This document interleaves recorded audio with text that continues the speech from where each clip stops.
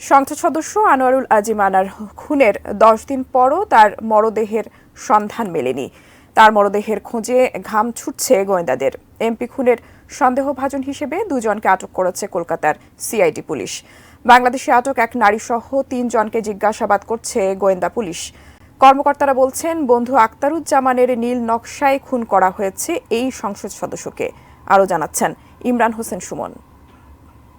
চিকিৎসার জন্য চুয়াডাঙ্গার দর্শনা সীমান্ত দিয়ে গত 12 মে কলকাতায় যান সরকারদলীয় সংসদ সদস্য আনোয়ারুল আজিম আনার। সেদিন তিনি তার বন্ধু গোপালের বাসায় ছিলেন।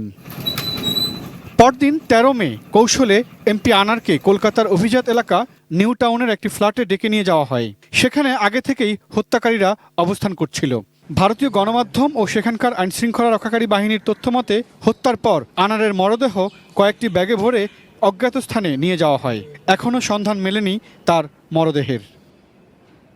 এ ঘটনায় বাংলাদেশের গোয়েন্দা পুলিশ কয়েকজনকে আটক করেছে।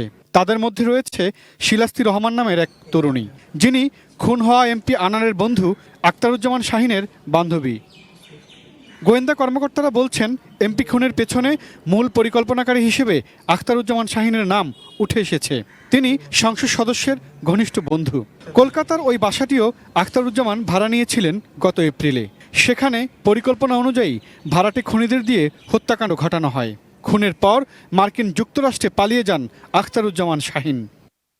খুনের পুরো বিষয়টি তদারক করে আমানুল্লাহ নামের একজন, যিনি আক্তারুজ্জামান শাহিন ও এমপি আনারের পূর্ব পরিচিত। খুনের পর 15 মে দেশে ফিরে আসেন আমান ও শিলাস্তি রহমান। এরপর তাদের দুজনকে আটক করে গোয়েন্দা পুলিশ।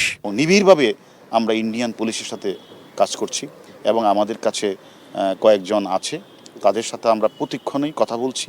অনেক তথ্য পাচ্ছি। অপরাধীরা যেভাবে নৃশংস হত্যা করেছে, আমরা কয়েকজনকে আইনের আওতায় নিয়ে আসছি।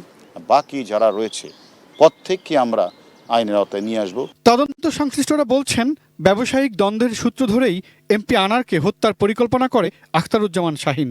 যে ফ্ল্যাটে এমপি আনারকে খুন করা হয়েছে গত 13 মে, সেখানে দুজন পুরুষ ও একজন নারী প্রবেশ করে।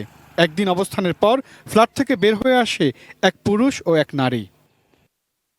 Imran Hossain Suman, ATN news, Dhaka.